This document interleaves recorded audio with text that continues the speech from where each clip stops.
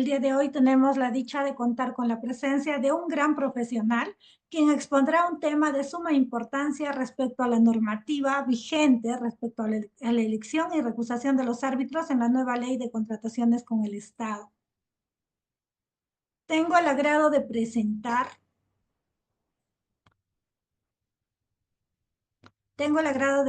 al doctor Alberto Quintana Sánchez, abogado peruano especializado en arbitraje en construcción y contratación pública. Obtuvo el título de abogado por la Pontificia Universidad Católica del Perú, consolidando una sólida formación académica con estudios de maestría en la misma casa de estudios.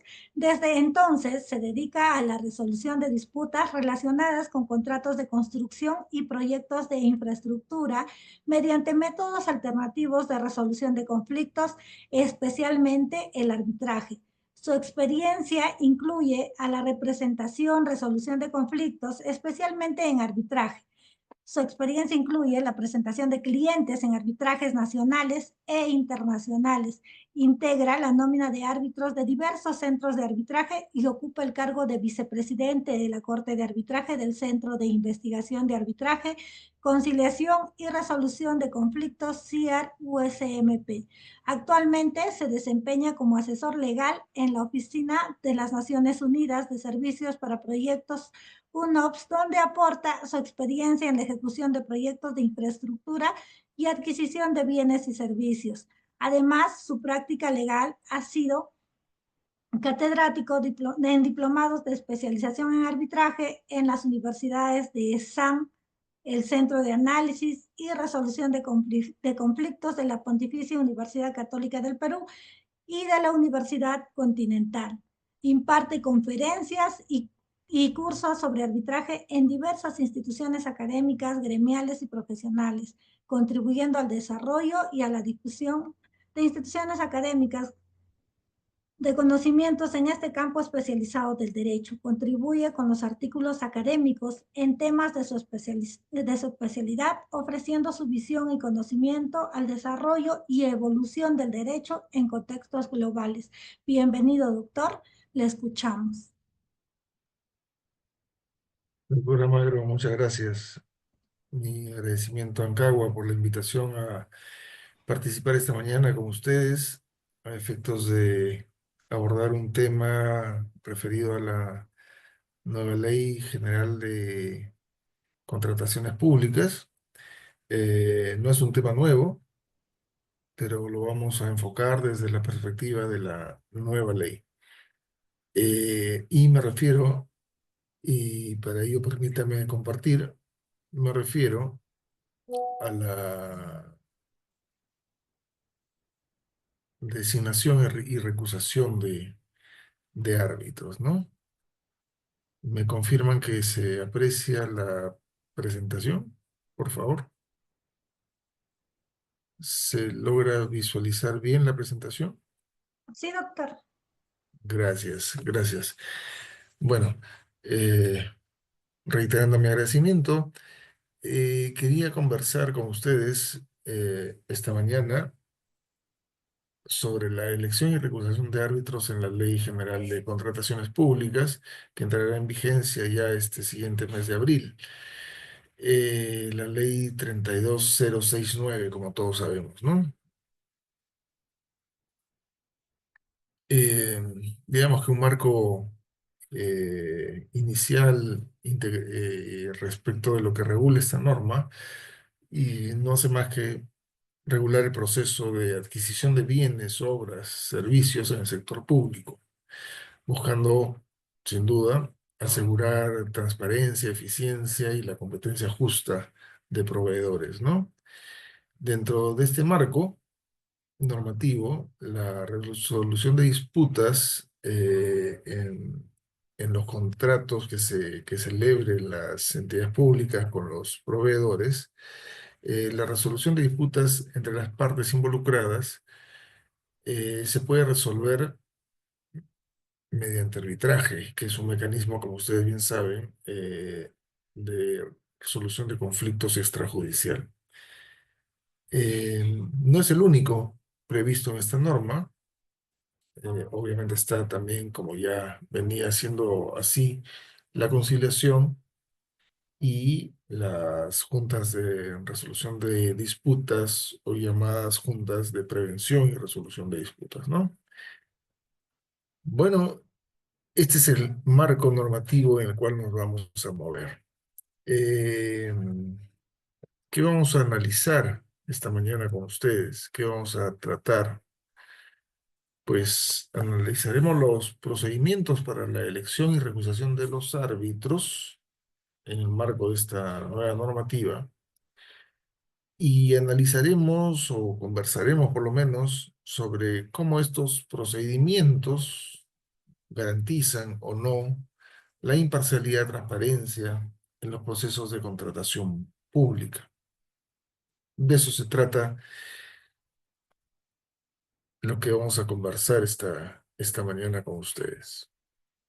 Eh, Les doy pues la bienvenida y cualquier pregunta que sobre estos temas deseen formular, pues estoy a plena disposición para abordarlos en cuanto a preguntas, inquietudes, compartir experiencias a disposición de ustedes, ¿de acuerdo?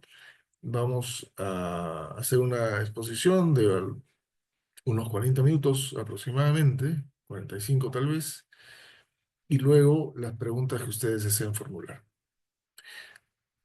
Para hablar de la designación y de la recusación de un árbitro, partamos de considerar qué cosa es un árbitro, ¿no? Y Roque Caivano nos enseña que los árbitros de derecho o de juris actúan en base a formas legales y deciden las cuestiones litigiosas según el derecho positivo, en forma similar a como lo haría un juez, un magistrado judicial, dice él. El laudo debe estar sustentado en derecho. Ese es el arbitraje en contratación pública, sin duda alguna.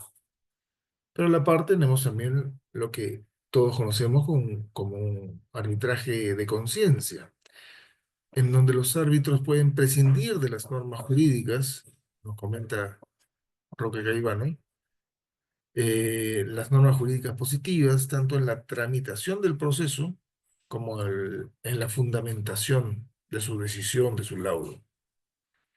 Estos árbitros de conciencia pues fallan según su leal saber y entender, estando dispensados por voluntad de las partes de sujetarse a reglas estrictas de procedimiento y de aplicar las normas de fondo para la resolución del caso. Claro está, esto no quiere decir que no deban dejar de considerar aquellas normas de orden público, por ejemplo, derechos fundamentales, porque por más arbitraje de conciencia que exista, hay normas base que no se pueden obviar, ¿no? En ningún caso. Pero bueno, de eso no vamos a hablar esta mañana. Estábamos describiendo qué es un árbitro. Y en esa misma línea, González Cosío también nos enseña que el árbitro es un juzgador que emite un laudo que vincula a las partes por tener fuerza de cosa, perdón, de cosa juzgada, resolviendo un litigio que involucra una pretensión jurídica. Y a nuestro tema, debe actuar en todo momento con independencia e imparcialidad. Son dos términos que pueden sonar manidos, pero no por ello los podemos perder de vista. Independencia e imparcialidad.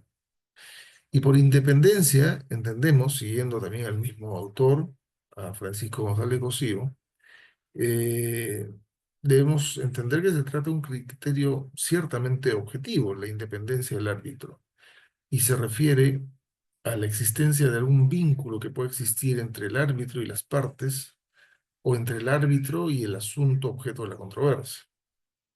Si el árbitro tuviera algún vínculo, podría ver afectada su independencia. Se trate de un vínculo con las partes o un vínculo con el asunto objeto de la controversia.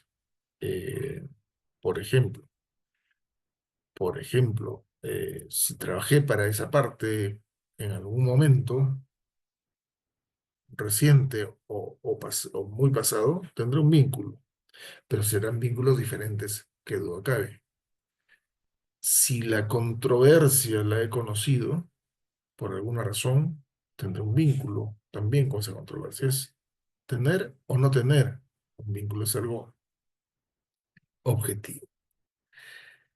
La actuación imparcial del árbitro más bien tiene un cariz de orden subjetivo y que muchas veces es de difícil acreditación. Y la podemos, siguiendo también el mismo autor, entender como aquello que describiría la ausencia de preferencia del árbitro respecto de una de las partes o respecto de la postura sobre el asunto materia de litigio, el asunto en cuestión. Digo que es más difícil de acreditar que el previo, la independencia, porque evidentemente ausencia de preferencia, desde ahí ya estamos hablando de algo que a mí me parece, ¿no? Tú tienes alguna preferencia por esta parte o la otra y te quita la imparcialidad necesaria para ejercer como árbitro. Bueno, son dos elementos que nunca debemos perder de vista, más allá de la recusación respecto de un árbitro.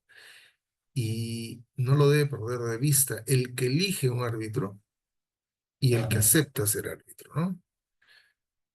Porque yo no elijo árbitro a mi amigo o a aquel que entiendo que piensa como yo. Elijo un árbitro independiente e imparcial. Y desde la perspectiva del árbitro,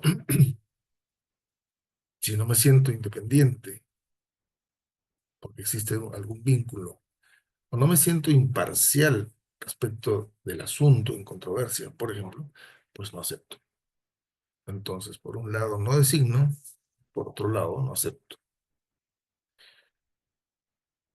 Dejemos este aspecto para desarrollarlo un tanto más adelante, pero no lo olvidemos en ningún momento. El árbitro es y debe ser y debe permanecer independiente e imparcial. Bueno, ¿quiénes pueden ser árbitros? Y ahí me referiré a la ley de arbitraje. Pueden ser árbitros las personas naturales que se hallen en pleno ejercicio de sus derechos.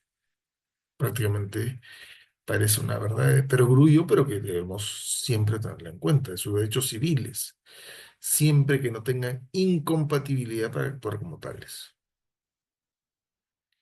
Y importante, salvo acuerdo en contrario de las partes, la nacionalidad de una persona no es obstáculo, de acuerdo a nuestra ley de arbitraje, para que actúe como árbitro. En arbitrajes locales, mm, se- hay una tendencia recientemente o últimamente de designar árbitros que no son peruanos. Y claro, ello se da porque justamente la reiterancia en la elección de un árbitro también podría generar dudas sobre su imparcialidad o independencia. Por tanto, eh, en algunos casos se prefiere designar árbitros no nacionales, ¿no? Y ello está perfectamente permitido por la ley de arbitraje. Aterrizando y entrando ya a lo que es nuestra materia, la nueva ley de contratación pública, esta define algunos requisitos para actuar como árbitro, ¿no? Y uno, importante, que debemos tener en cuenta, tanto los árbitros, pero sin duda las partes, es pertenecer a la nómina de una institución arbitral inscrita en el registro correspondiente a cargo de la OS, antes OCE, ¿no? El organismo regulador de las contrataciones del Estado. Eh, con esta norma se da un viraje importante en cuanto a el arbitraje institucional hoy en día, o a partir de abril, más puntualmente. Las instituciones arbitrales, también las que administran juntas de resolución de disputas, pues deben estar registradas ante el OS. Y estas instituciones arbitrales, por supuesto, tienen sus propias nóminas. Ancagua tiene sus nóminas y seguramente estará en su día registrada en el OS. Pues bien, entonces un requisito es pertenecer a la nómina de alguna de estas instituciones arbitrales eh, registradas ante el OS. Y en el supuesto que no lo estuvieran, ser confirmados, deberían ser confirmados por dicha institución arbitral. En buena cuenta, yo como parte en un proceso arbitral, de acuerdo a esta nueva normativa, que entrará en vigencia en abril, quiero participar, quiero designar un árbitro, pues tendré que ver en la nómina de árbitros de la institución arbitral que será la encargada de administrar ese proceso de acuerdo al convenio arbitral, y de su nómina elegir un árbitro. Y si quiero elegir a alguien que no esté en esa nómina, también tendré la posibilidad de hacerlo, pero mi elección, mi designación de ese árbitro, estará supeditada a que esa institución arbitral confirme que esa persona que he querido designar como árbitro pueda participar en ese arbitraje. Lo debe confirmar, de acuerdo a sus procedimientos. Y la norma agrega que para desempeñarse como árbitro se requiere formar, ya lo mencionaba, parte de la nómina de una institución arbitral que se encuentra en el registro que administra el juez o ser confirmado por dicha institución arbitral si es que los profesionales propuestos no formasen parte de esta nómina. Es el artículo 77.6 de la ley. Y a renglón seguido, el numeral siguiente, el séptimo, del mismo artículo, nos dice que además se debe contar con título profesional o equivalente registrado en la SUNED. Pero la cosa no acaba ahí. Además de ello, el árbitro que voy a designar o el árbitro designado que desee aceptar, pues debe contar con experiencia no menor de 3 años en alguno de los siguientes rubros: en el sector público, desempeñándose en materia de contratación pública, o en el sector privado, ya sea como árbitro o como secretario arbitral, de acuerdo a la presente ley, o un profesional con experiencia en contratación pública. Eso nos dice la norma. Pero si el caso se tratase de un árbitro único o de un presidente de tribunal arbitral, dicho profesional en derecho debe ser un profesional en derecho con especialización acreditada en derecho administrativo, arbitraje y contratación pública. Eso nos dice la norma. Y este árbitro único o presidente del tribunal arbitral, para acreditar dicha experiencia, debe tener además estudios concluidos de doctorado en estas materias, en alguna de estas, o cursos de posgrado brindados por universidades o colegios profesionales en cada una de estas materias, en cada una, o debe acreditar docencia universitaria también en dichas materias, como mínimo 2 años o 4 semestres o 240 horas académicas. Entonces, cuando designo un árbitro, debo tener en cuenta, en contratación pública, perdón, debo tener en cuenta estos requisitos. Y cuando voy a hablar de un árbitro único, debo cuidar de que esa persona, o un presidente, debo cuidar de que esa persona cumpla con estos requisitos. Vuelvo a la ley de arbitraje. de incompatibilidad para actuar como árbitros los funcionarios y servidores públicos del Estado peruano dentro de los márgenes establecidos por las normas de incompatibilidad respectivas. Si nos vamos a la ley de contrataciones públicas, la nueva ley, también encontraremos sendas incompatibilidades, quienes no pueden desempeñarse como árbitros.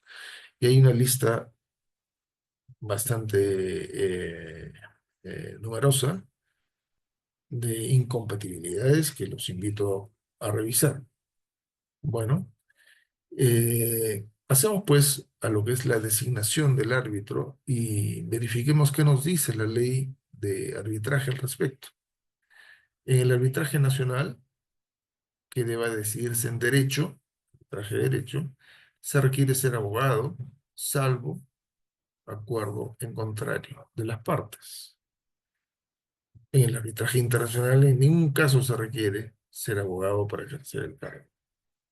Cuando sea necesario, dice la ley de arbitraje, la calidad de abogado para actuar como árbitro no se requiere ser abogado en ejercicio ni pertenecer a una asociación o gremio de abogados nacional o extranjera. Eso no dice la ley. Y obviamente los árbitros serán nombrados por las partes, por una institución arbitral o por cualquier tercero. Los mismos árbitros, en el caso del presidente, es lo que usualmente ocurre, a quien las partes hayan conferido tal facultad. La institución arbitral o el tercero pueden solicitar a cualquiera de las partes la información que consideren necesaria para el cumplimiento del encargo. ¿Quieres un árbitro en qué especialidad? Por ejemplo, podría ser una pregunta. ¿Quieres un árbitro con qué tipo de experiencia, ¿no? Jurídica, si se tratase de un abogado?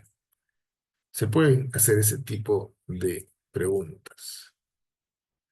Y la misma ley de arbitraje nos señala que, salvo acuerdo en contrario, una parte queda vinculada por el nombramiento que ha efectuado un árbitro desde el momento en que la otra parte haya sido notificada de dicho nombramiento. ¿Qué significa esto? Designé un árbitro, se lo puse en conocimiento de la parte a la que estoy invitando a arbitraje, pues ya no hay marcha atrás. Ya no le puedo decir, perdón, me equivoqué, perdón, ya no quiero, quiero que sea este otro. No, ya designé y tal decisión que he adoptado me resulta vinculante una vez que la he notificado. Y como ustedes ya conocen, nuestra ley de arbitraje tiene un mecanismo para la designación de árbitros en caso una parte no haya designado en el plazo que está previsto al árbitro que le corresponde. Muy interesante y en su día muy innovador y que ha operado y que ha permitido que el arbitraje fluya y marche con buen pie. Si una parte no cumple con nombrar al árbitro que le corresponde, nos dice la ley de arbitraje en su artículo 22, en el plazo establecido por las partes o en su defecto en la ley, podrá recurrirse a la institución arbitral o al tercero designado por las partes para tales efectos, o en su defecto, procederse al nombramiento por la Cámara de Comercio del lugar del arbitraje o del lugar de la celebración del convenio arbitral, cuando no hubiese pactado el lugar del arbitraje. Entonces, no designa un árbitro con un ánimo dilatorio. Bueno, la norma nos conduce a que tal designación la hará la Cámara de Comercio del lugar. O si previsoramente he cubierto esa contingencia, el tercero que hayamos designado en el convenio. Las partes, también nos señala la ley de arbitraje, pueden acordar libremente el procedimiento para el nombramiento del árbitro único o de árbitros o someterse al procedimiento contenido en un reglamento de alguna institución arbitral. Y esto es importante, siempre que no se vulnere el principio de igualdad. Yo no puedo decir, ¿sabes qué? Yo designo a mi árbitro y al presidente. Tú designas a tu árbitro. No, estoy rompiendo el principio de igualdad. Y el principio de igualdad en el arbitraje y en todo procedimiento, proceso en general es de suma importancia. Las partes entran con igualdad de armas. Ambas pueden hacer lo mismo dentro de aquello que está permitido. Las partes no pueden autolimitarse ni limitar el derecho del otro. Entonces siempre se debe respetar el principio de igualdad. Si el convenio arbitral establece una situación de privilegio en el nombramiento de los árbitros en favor de alguna de las partes, dicha estipulación es como que no existiera. Recuerdo un caso que se los narro muy puntualmente, eh, que entra en esa línea gris de si ahí se está o no afectando el principio de igualdad, y se los dejo como una inquietud, ¿no? Había un convenio arbitral en donde ambas partes designaban a su árbitro y tenían un plazo de 10 días, habían pactado para tal designación. Pero también habían previsto, y acá viene el tema interesante, sí, alguien quiere participar, me parece. Junior, continúa. Eh, Había un convenio arbitral, decía, en donde se pactó pues que ambas partes iban a designar un árbitro y ambas se impusieron un plazo para hacerlo. Pero también pactaron de que si no nombraban a su árbitro en ese plazo, la otra parte se lo nombraba. Decía yo que es una línea gris en cuanto a al principio de igualdad, porque al final, si no cumplías con designar a tu árbitro en ese plazo, entonces la otra parte te designaba un árbitro y te terminaba esta designando a dos árbitros. Entonces, claro, los detractores de ese pacto decían, quien pueda designar a dos árbitros está rompiendo el principio de igualdad porque el otro ya no está nombrando. Y los que lo defendían, pues decían, no, sí se está respetando porque se tuvo la oportunidad. La ley,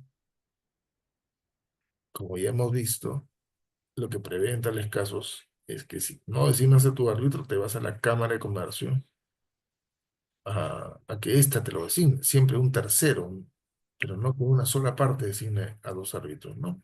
Tema interesante que da mucho para conversar, pero que propiamente no es en este día materia de nuestra charla, ¿no? Pero se los dejo, se los dejo. En cualquier caso, el procedimiento de designación de árbitros eh, debe respetar el principio de igualdad, y si alguna estipulación hubiese que generase algún privilegio de una parte respecto de la otra, pues esa estipulación se tendrá simplemente por no puesta, será nula, no existe, ¿de acuerdo?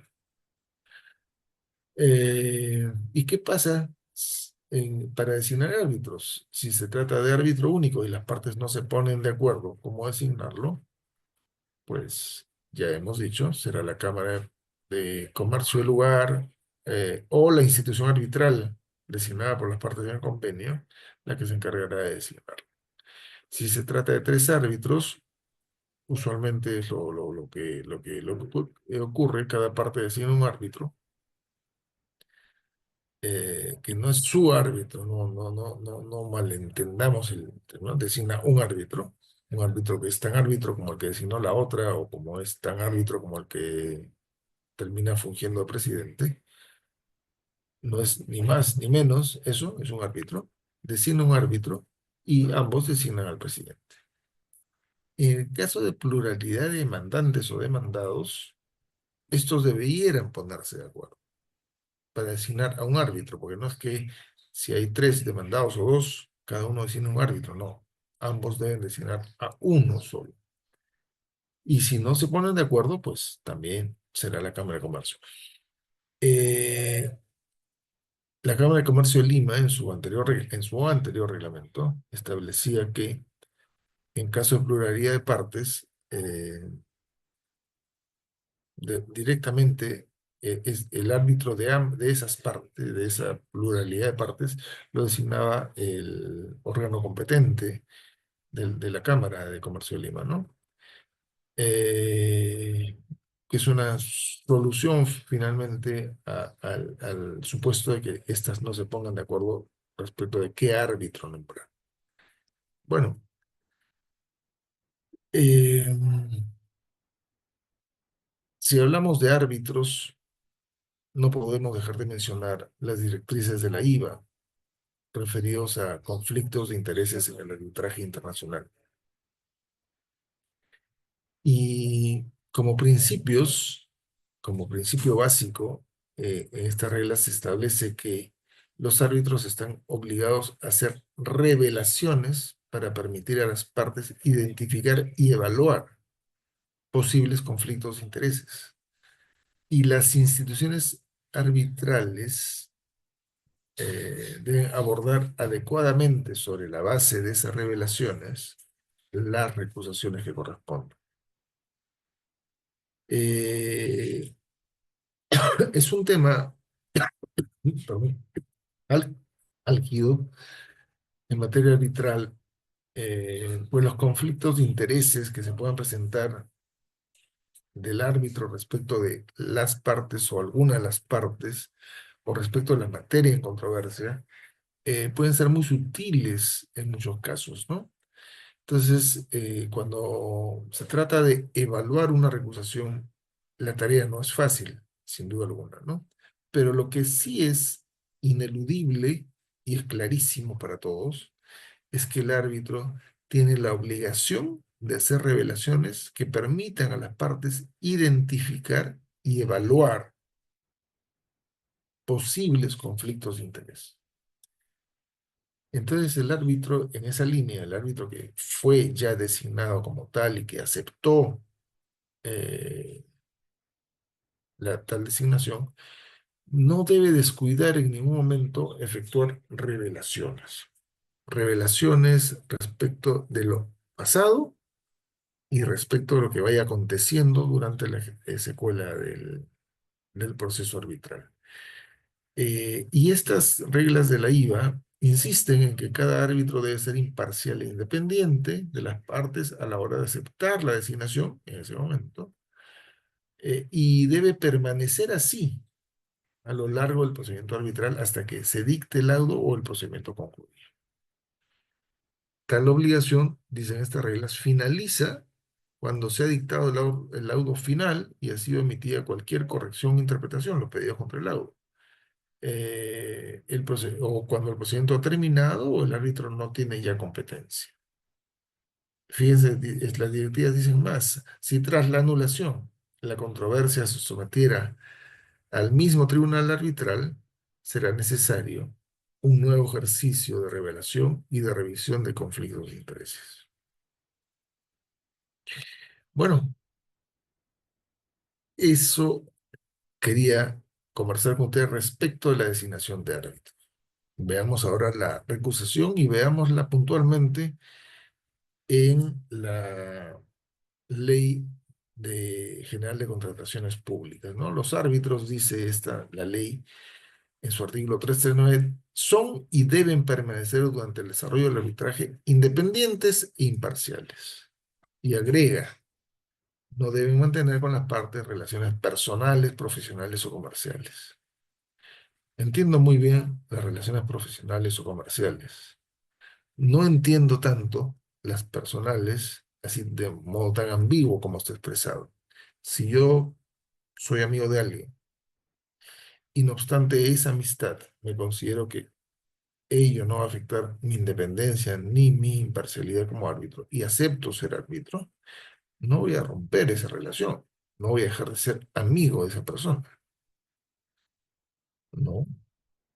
Eh, no mantendré, que tal vez eso es lo que quería decir la norma, una, eh, eh, una cercanía con él en tanto dure el proceso, porque claro, eso no debe ocurrir. Si acepto, es para decir, no voy a mantener contigo esta cercanía que podría tener, pero no la voy a mantener durante el proceso, porque estoy aceptando una designación como árbitro.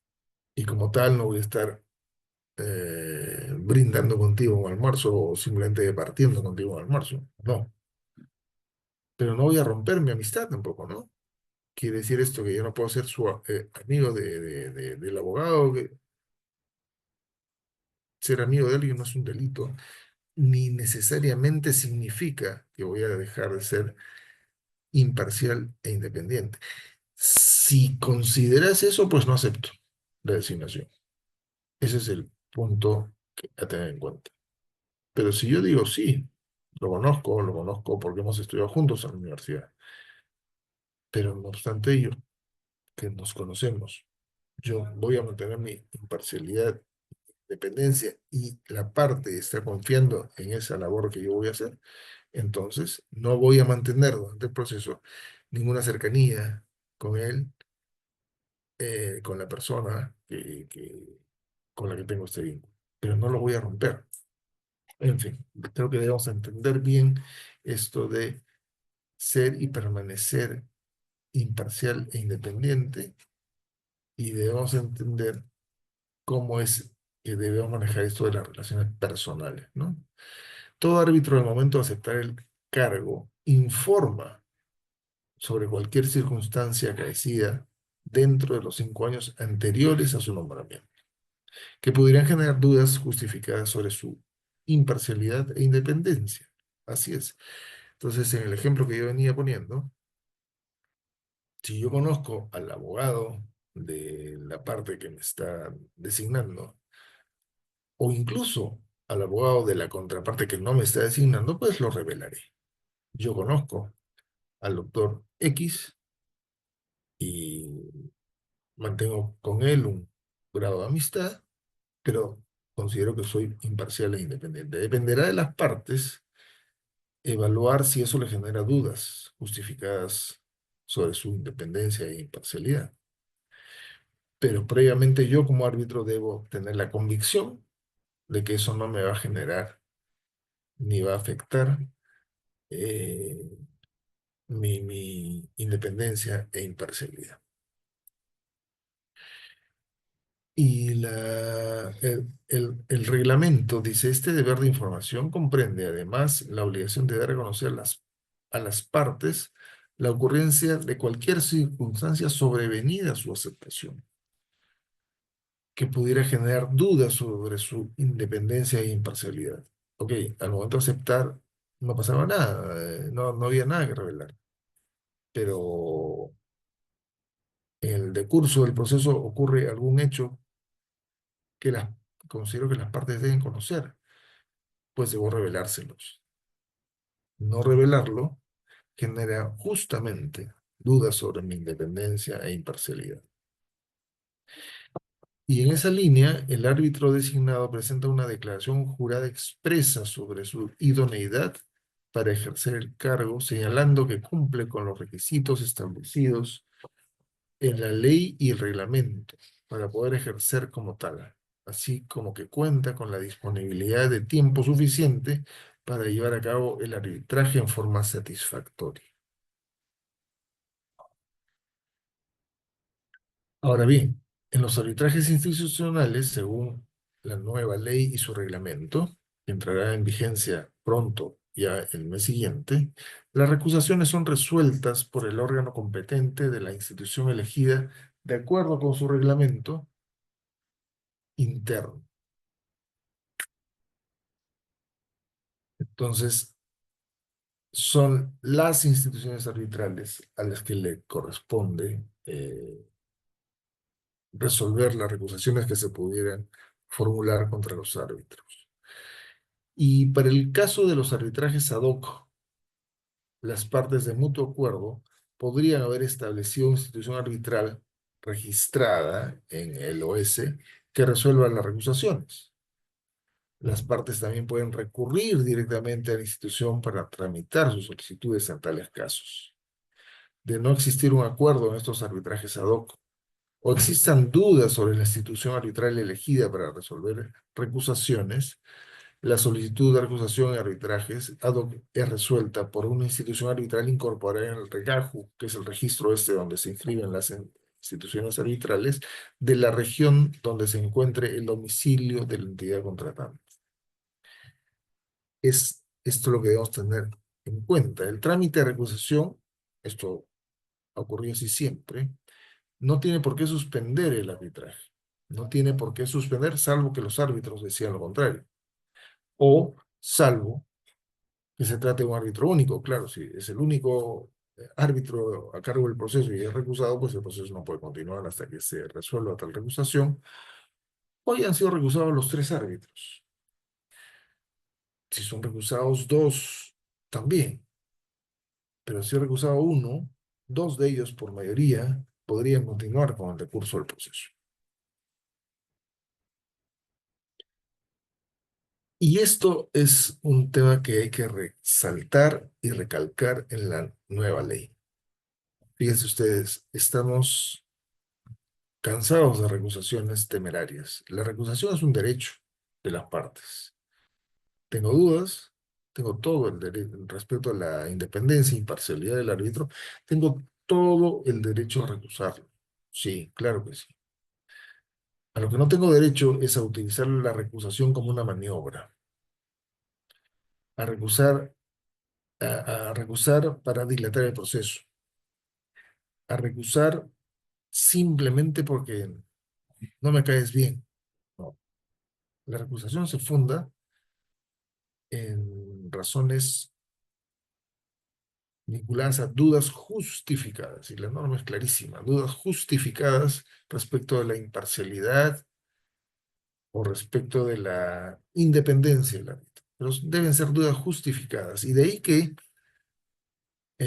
la norma nos dice las instituciones arbitrales que resuelvan recusaciones manifiestamente temerarias o de mala fe, que déjenme decirles abundan, que resuelvan recusaciones manifiestamente temerarias o de mala fe formuladas por alguna de las partes que ejercen la defensa, deben comunicar estos hechos, tal recusación temeraria o de mala fe, a las instituciones públicas o a los colegios profesionales respectivos para que éstos adopten las medidas que correspondan en el ámbito de su competencia. Podrían, en el caso de los abogados o de cualquier profesional, los ingenieros, informarse del colegio, al gremio correspondiente, porque al gremio profesional, para que esto, de acuerdo a su código de ética, actúe. Claro, porque una reputación manifiestamente temeraria o de mala fe eh, debe merecer una sanción. La recusación es un derecho, pero no se puede abusar de ese derecho.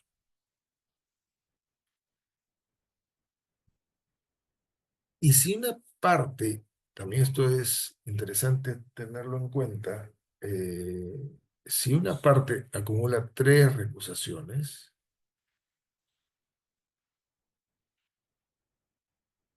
eh, solamente un segundo, dispénsenme, por favor.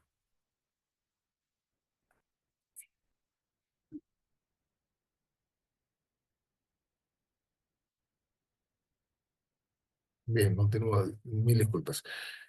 Si una parte acumula tres recusaciones y se declaran infundadas en un mismo arbitraje, sean continuas o no, ya no puede interponer, de acuerdo a esta nueva norma, una nueva recusación en ese mismo proceso.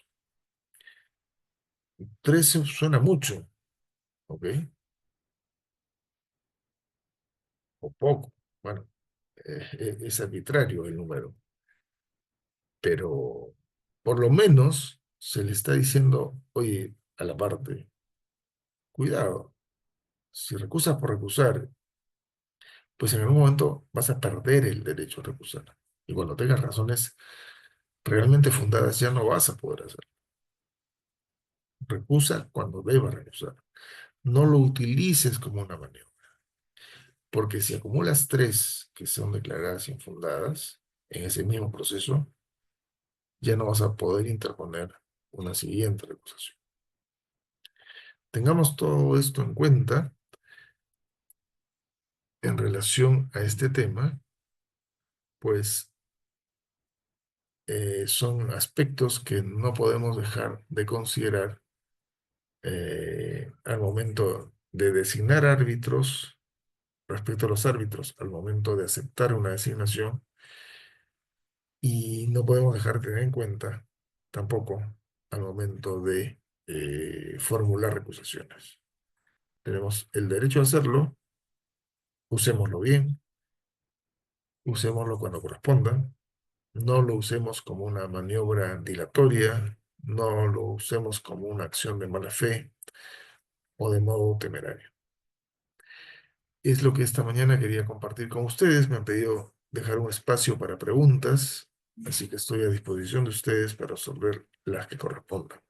Agradezco nuevamente a todos ustedes por su presencia, su participación, su paciencia de escucharme, y a Ancagua, por supuesto, a la doctora Sandra Magro, que ha tenido la amabilidad de presentarme, y quedo a disposición de ustedes para cualquier consulta que deseen formular. Muchas gracias, doctor. Interesante su ponencia. Por favor, a los asistentes, si tienen alguna consulta. Bien, veo en el mensaje, doctor, voy a leerlo, por favor. Tenemos la consulta de la señorita Sheila. Dice, buen día, doctor, una consulta. ¿La ley contempla algún mecanismo destinado a prevenir el uso indebido de la figura de la recusación, en particular para evitar que sea empleada de manera maliciosa o como una estrategia dilatoria en los procesos de contratación pública? Sheila, muy amable por tu pregunta. Lo comentaba, la institución arbitral que verifique que hay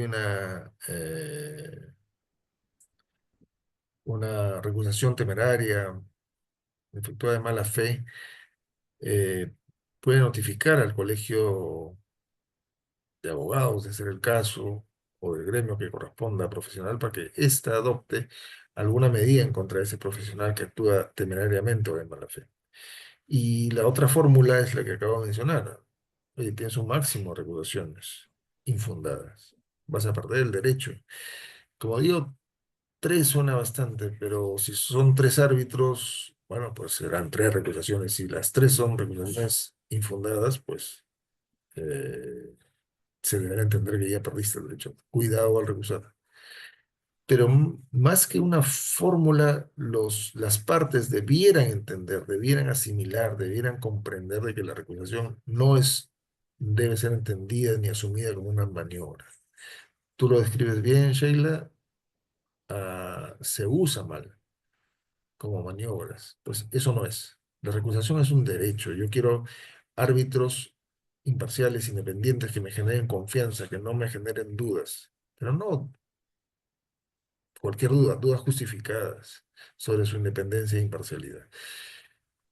Y si tengo alguna duda, tengo el derecho de pedir su apartamiento o recusarlo, pero no lo puedo emplear como una maniobra. Y bueno, las previsiones de la ley son las que hemos mencionado hace un momento, ¿no? Gracias. Bien, gracias. También en el chat veo que la doctora Elvia Medalí indica, felicitaciones, doctor Quintana, interesante disertación.